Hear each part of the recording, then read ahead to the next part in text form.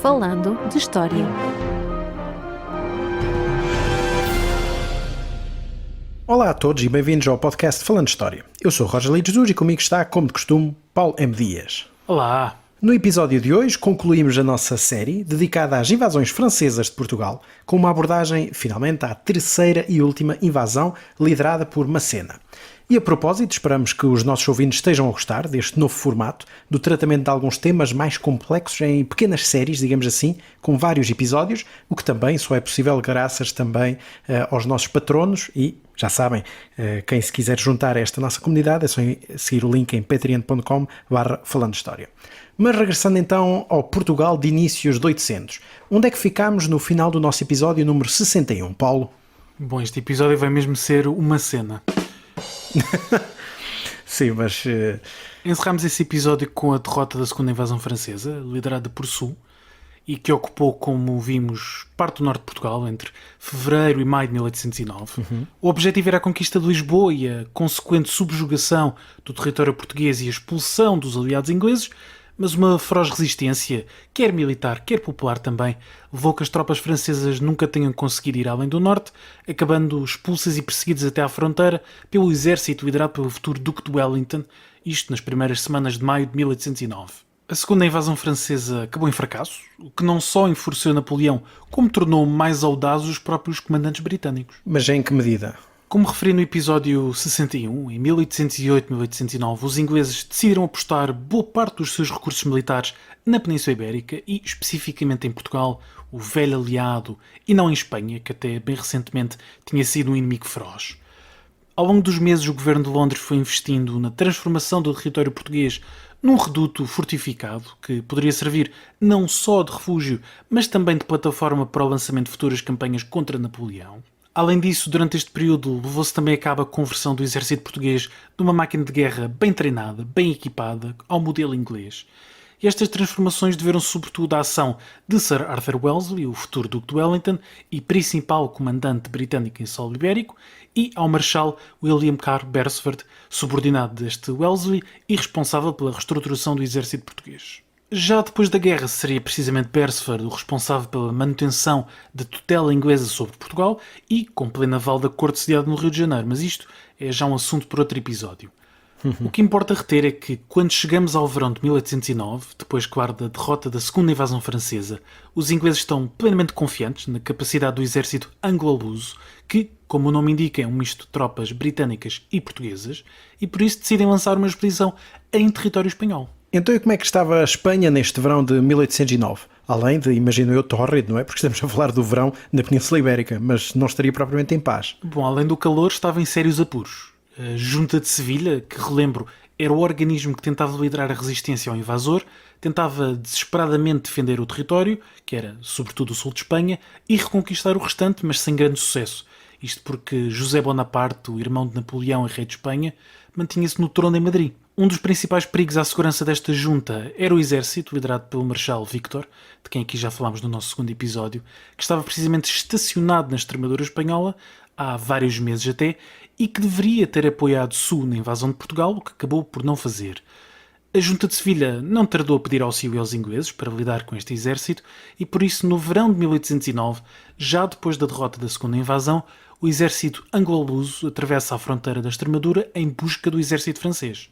O desfecho da campanha ocorreu a 28 de junho de 1809, com as tropas francesas a serem derrotadas na Batalha de Talavera pelas forças conjugadas de Inglaterra, de Portugal e de Espanha, e, no entanto, o exército anglo-luso não tarda a retirar para Portugal, recusando-se a prosseguir a campanha, o que, claro, gerou graves desentendimentos com os oficiais espanhóis. Pois, porque realmente se venceram a batalha, porque é que retiraram? Durante a perseguição ao Marechal Víctor, o exército aliado tinha avançado demasiado em território inimigo, o que acabava por expor as suas linhas de comunicação e de abastecimento, expostas que estavam então assim a um eventual ataque inimigo à sua retaguarda. Ou seja, os comandantes luso-britânicos temiam que lhes acontecesse precisamente o que tinham feito ao Marechal Soult meses antes, já que o tinham encurralado no norte de Portugal.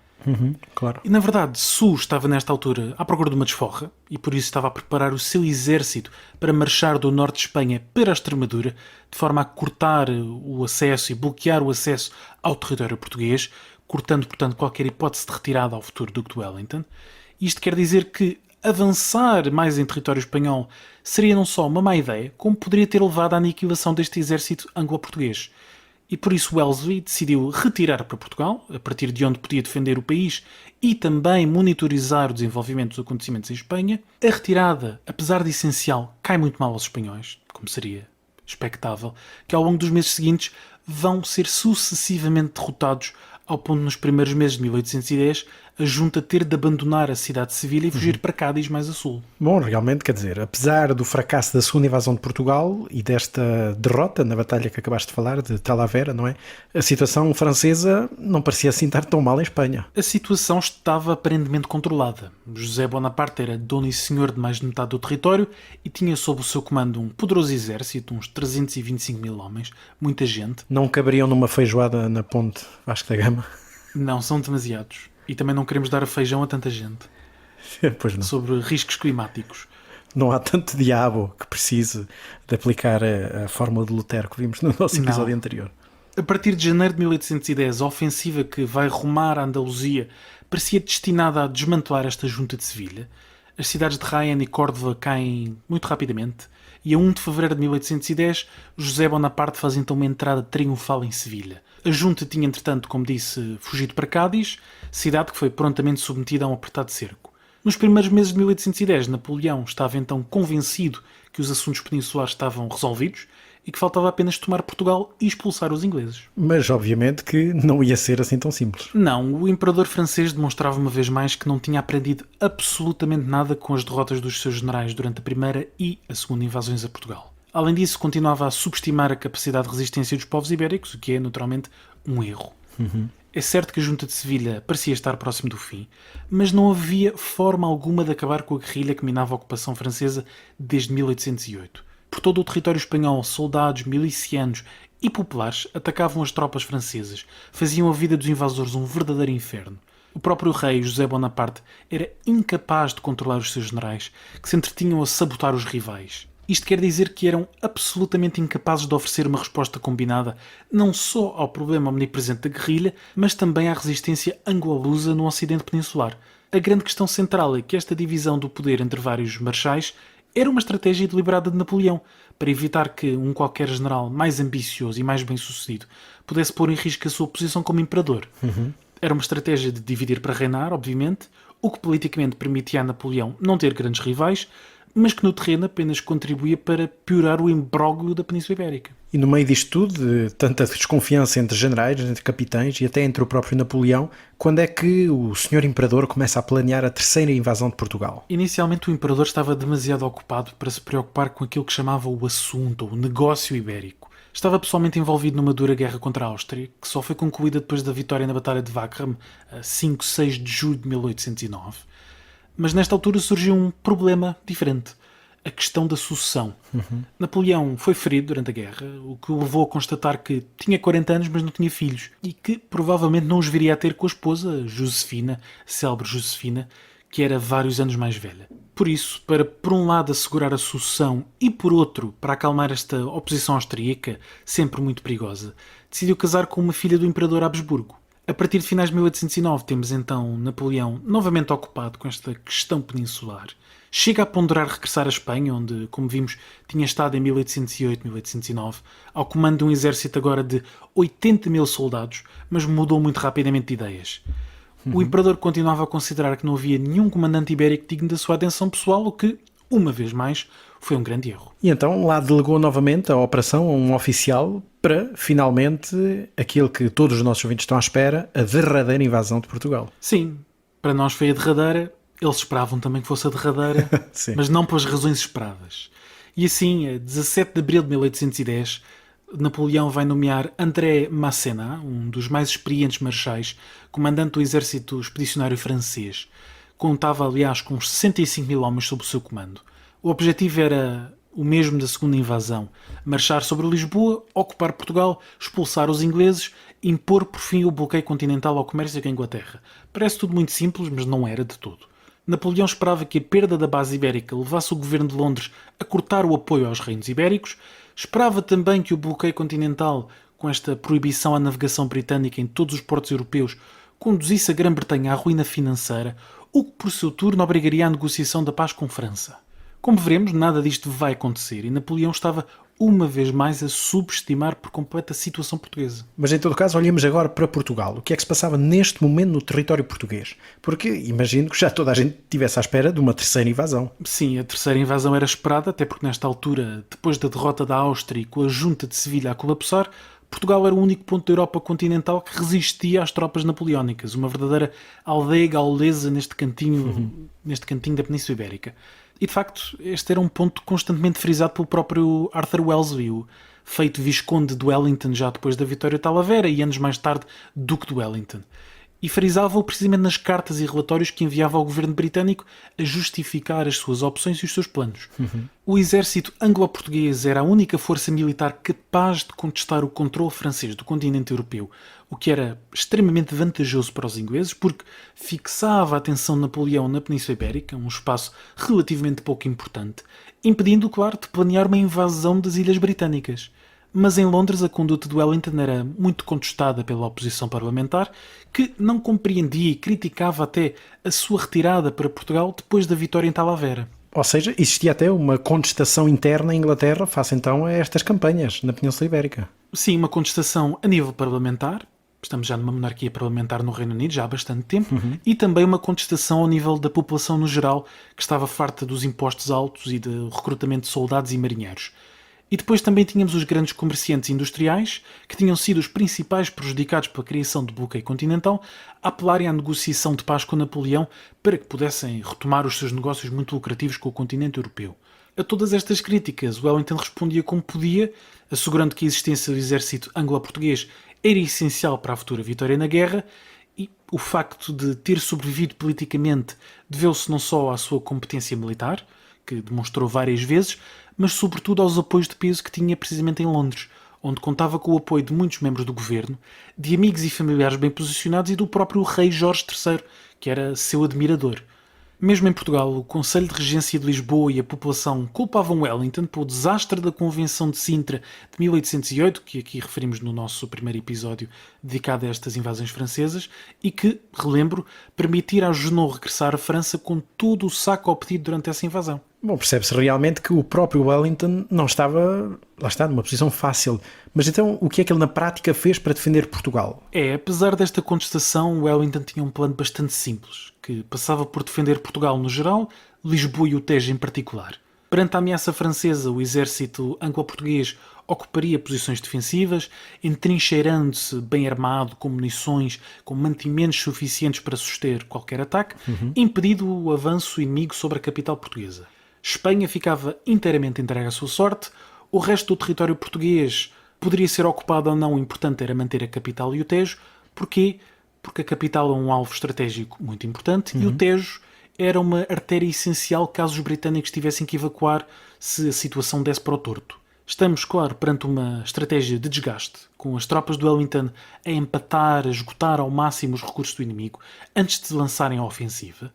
A campanha de Talavera tinha ensinado a Wellington que a estratégia espanhola, que passava por procurar vencer os exércitos franceses em campo aberto, era demasiado perigosa.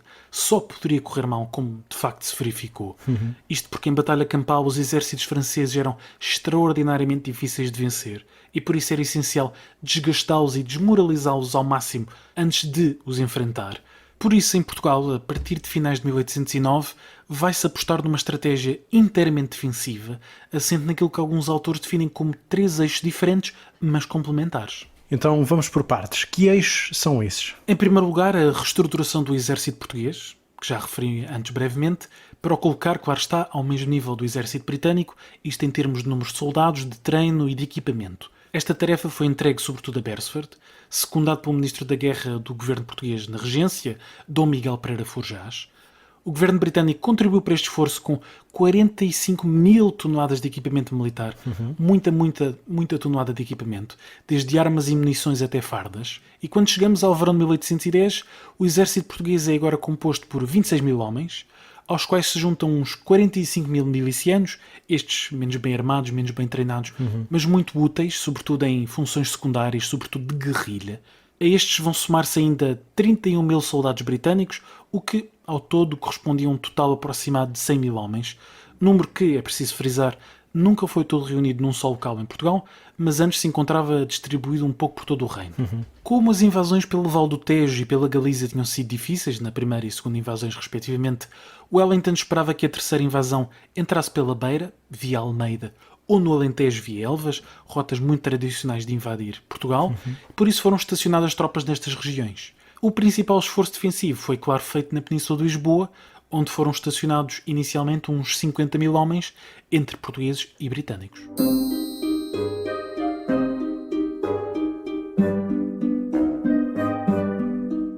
Interrompemos brevemente o nosso episódio para apelar aos nossos ouvintes, não é assim, Roger? Sim, o podcast Falando História é um projeto independente e por isso, se os nossos ouvintes quiserem apoiar-nos e contribuir para a manutenção do podcast, podem fazê-lo através da plataforma Patreon em patreon.com/falandohistoria. E claro, deixamos este link na descrição do episódio, onde podem encontrar toda a informação necessária e as vantagens de se juntarem à nossa comunidade. E agora, de volta ao episódio. Portanto, se o primeiro eixo desta estratégia que nos estás aqui a explicar é a reestruturação do exército, quais são então o segundo e o terceiro? O segundo eixo foi de longe o mais impopular, porque foi a política de terra queimada, que passava por destruir tudo o que pudesse ser utilizado pelo inimigo. Como referimos em episódios anteriores, os exércitos napoleónicos viviam de terra, ou seja, pilhavam pelo caminho em campanha o que precisavam, o que comiam, por isso era essencial destruir tudo para que passassem fome. Esta estratégia seria mais tarde seguida pelos russos, muito famosamente por altura da invasão napoleónica de 1812, e também nessa altura viria a funcionar. Em Portugal, a partir de 1810, são dadas instruções para que as populações da Beira e do Ribatejo destruam as suas searas, os seus pomares, olivais, palheiros, enfim, tudo o que não possa ser transportado. A população deve então pegar em armas para enfrentar o invasor ou, não podendo ou não querendo, deve deslocar-se para regiões fortificadas, o que naturalmente conduzia a um autêntico êxodo humano. Para limitar as opções ao invasor, várias pontes sobre os rios Mondigo, Zezer, Coa e Alva foram destruídas pelos engenheiros militares de Wellington, bem como algumas estradas de Castelo Branco e da Guarda. E a esta política de terra queimada, extremamente impopular por razões óbvias, e a reorganização do exército sob Beresford, vai juntar-se o terceiro e último eixo, que é a fortificação da Península de Lisboa. Que não é nem mais nem menos do que as célebres linhas de torres. Essas mesmo, que em boa verdade não foram inventadas por Wellington, ao contrário do que muitas vezes se diz ou até se vê em certos filmes. Em 1808, o major José Maria das Neves Costa, que era um oficial do Corpo de Engenheiros Portugueses, foi incumbido por Junot, que nessa altura governava Portugal em nome de Napoleão, de fazer o levantamento topográfico e desenhar uma linha de defesas que permitisse fortificar a Península de Lisboa. Por ironia do destino, esse mesmo levantamento viria a ser usado pelos ingleses e não pelos franceses durante a terceira invasão de Portugal. As linhas de torres são essencialmente uma série de linhas de trincheiras que têm como objetivo isolar e defender a capital portuguesa, considerada, claro, a chave do reino, e defendê-la aqui de ataques vindos, quer do norte, pela Beira, quer do sul, pelo Alentejo. A norte de Lisboa, aproveitando o relevo acidentado da região, foram criadas duas linhas de fortificações que corriam paralelas, no sentido ocidente-oriente, sensivelmente entre a foz do rio Cisandro e Alhandra. A primeira estendia-se ao longo de 47 km e a segunda ao longo de 35 km. Ao todo eram compostas por 108 fortes e 152 redutos mais pequenos, defendidos, quando plenamente ativos, por mais de 500 canhões e uns 116 mil homens, entre soldados, milicianos e isto aqui, ingleses, portugueses e até vários milhares de espanhóis.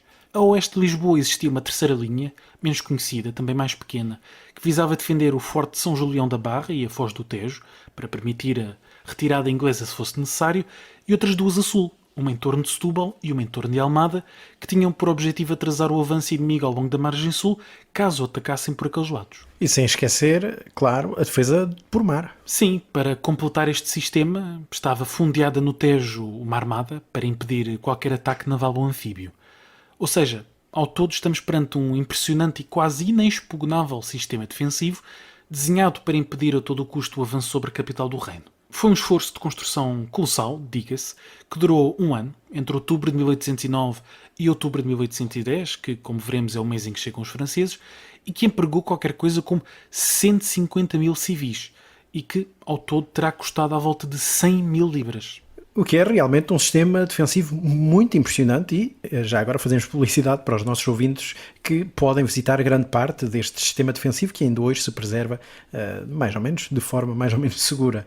Em todo caso, e com a defesa de Portugal pronta, quando é que começa finalmente a terceira invasão, que é o que os nossos ouvintes estão aqui para ouvir falar? Bom, depois de tudo isto, chegamos finalmente ao momento em que Macena tinha sob o seu comando aproximadamente 68 mil homens, um número considerado insuficiente pelo próprio Wellington, que julgava que seriam precisos 100 mil homens para conquistar Portugal. Napoleão tinha outras ideias, achava que o exército anglo-português não teria mais do que 50 mil homens, por isso esperava que estes 68 mil franceses fossem mais do que suficientes para a tarefa. Além disso, a unidade do exército francês era ilusória, era uma ilusão.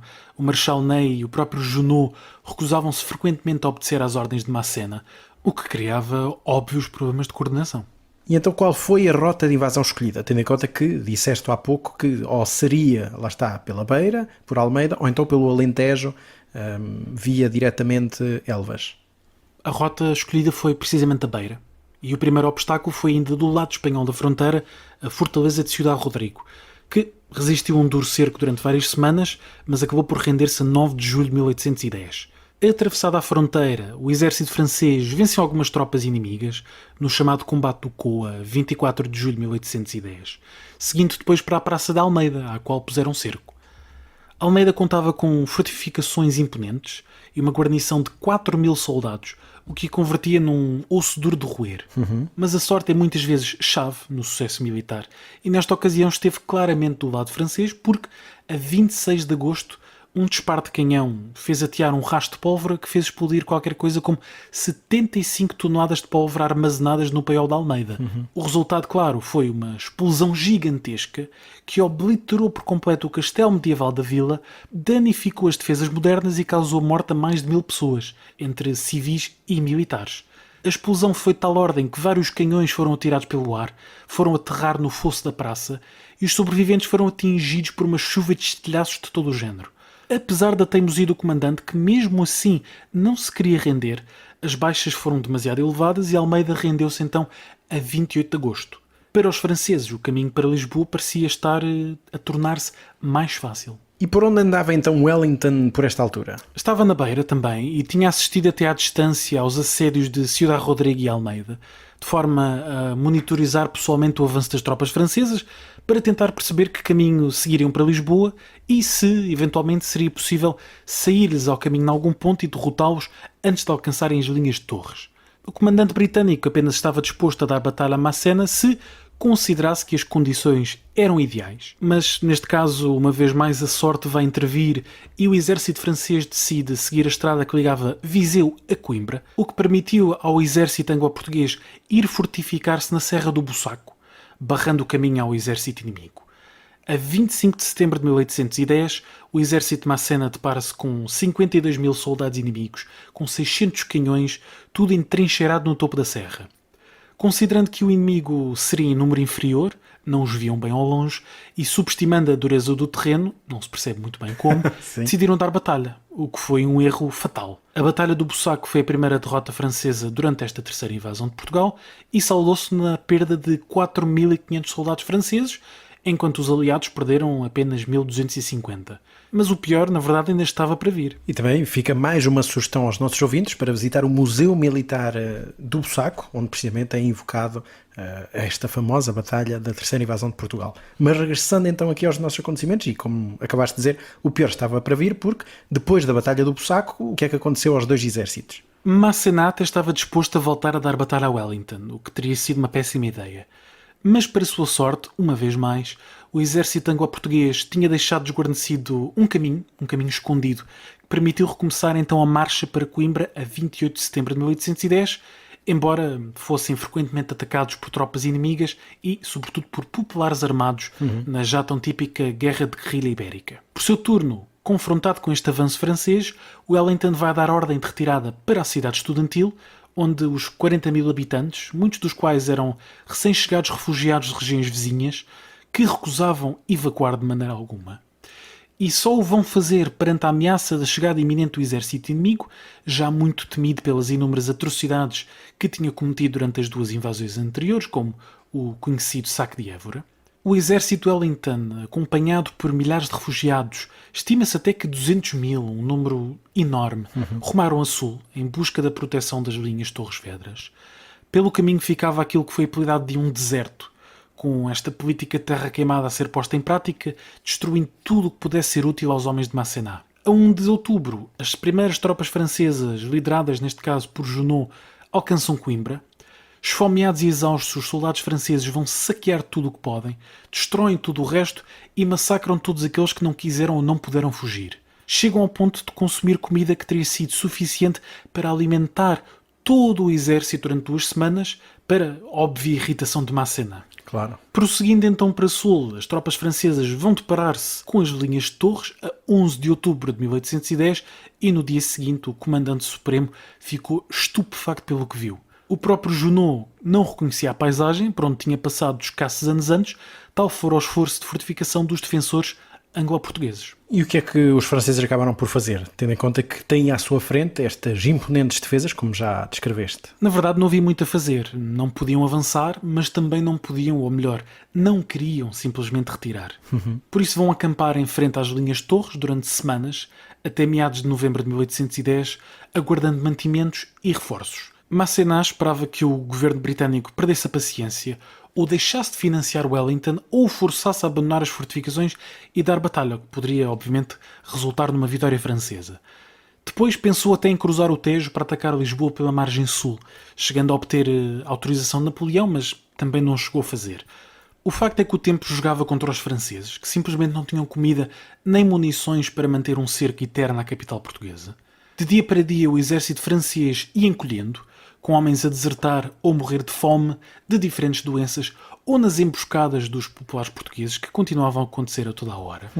A 1 de outubro de 1810, quando entrou em Coimbra, o exército francês tinha uns 55 mil homens, mas por meados de novembro, já acampado nos arredores das linhas de Torres, rondavam os 44 mil homens, portanto uma quebra brutal. E enquanto o exército francês desesperava, não é, à frente das linhas de Torres, imagino que as tropas de Wellington não tinham quaisquer problemas de abastecimento, tendo em conta que tinham Lisboa ali à mão. Não só Lisboa, com o seu porto, que permitia abastecimentos, mas também tinham pleno apoio do governo inglês, que estava decidido a desgastar ao máximo os exércitos napoleónicos na Península Ibérica. Era, afinal de contas, uma guerra de desgaste, conforme planeado e pensado por Wellington, e que surtiu pleno efeito em 1810-1811. A 15 de novembro, percebendo que não conseguia penetrar nas linhas de Torres, Masséna retira para Santarém, onde o seu exército vai passar um duríssimo inverno, acossado pela fome, pela doença e pelos guerrilheiros portugueses.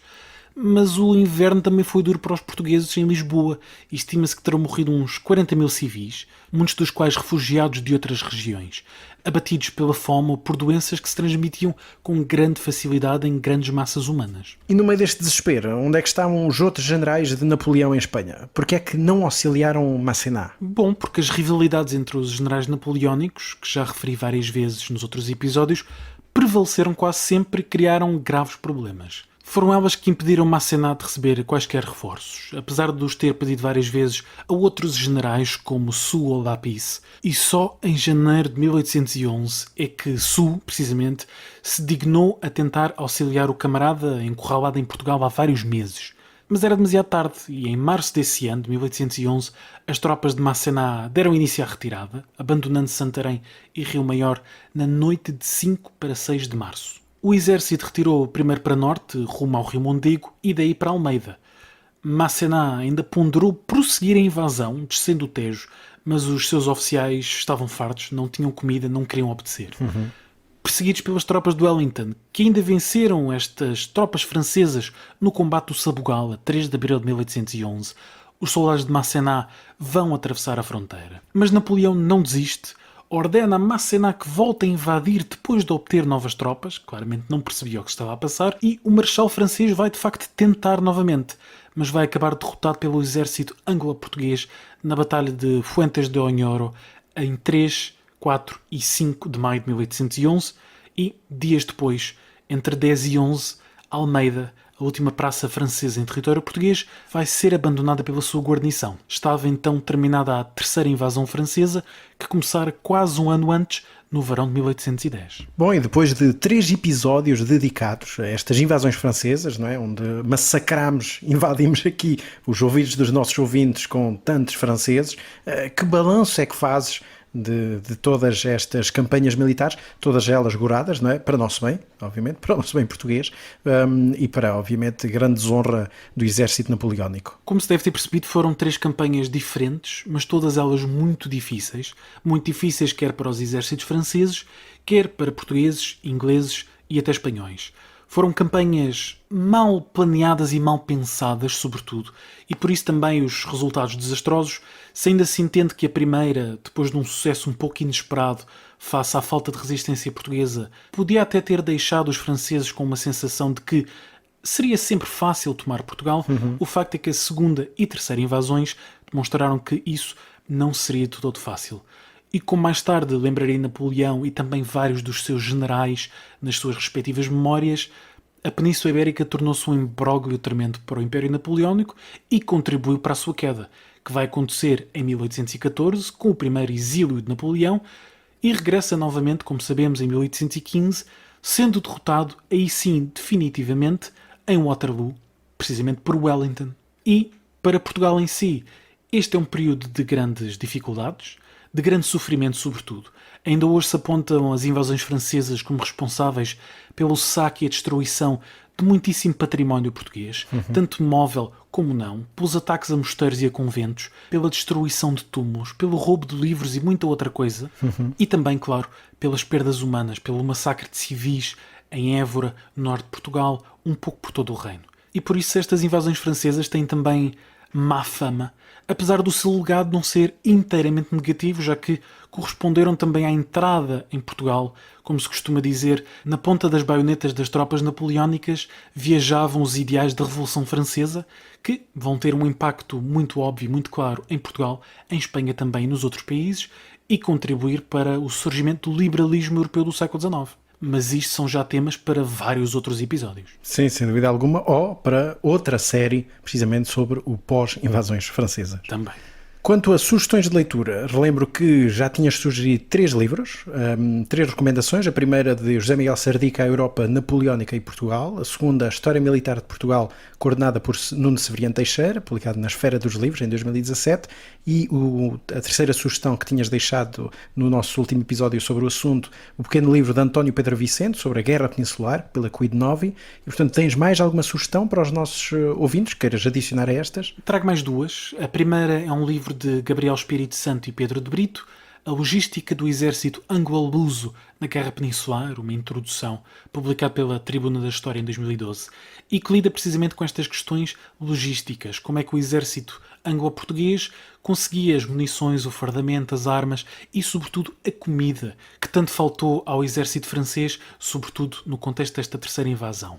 E a recomendação final é um livro de Ana Cristina Araújo, Resistência Patriótica e Revolução Liberal, 1808-1820, que lida não só com este período das invasões francesas, mas também com o que se vai passar depois, com, precisamente como referi no final, estas ideias liberais que se vão implantar em Portugal muito por causa das invasões francesas, e é de resto um livro muito interessante que foi publicado pela imprensa da Universidade de Coimbra em 2022 e que está disponível no site desta mesma imprensa, cujo link deixamos, claro, como de costume, na descrição.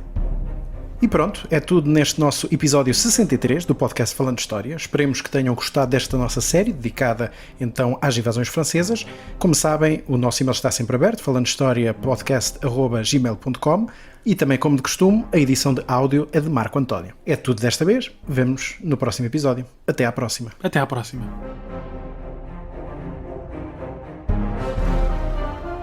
Falando de História.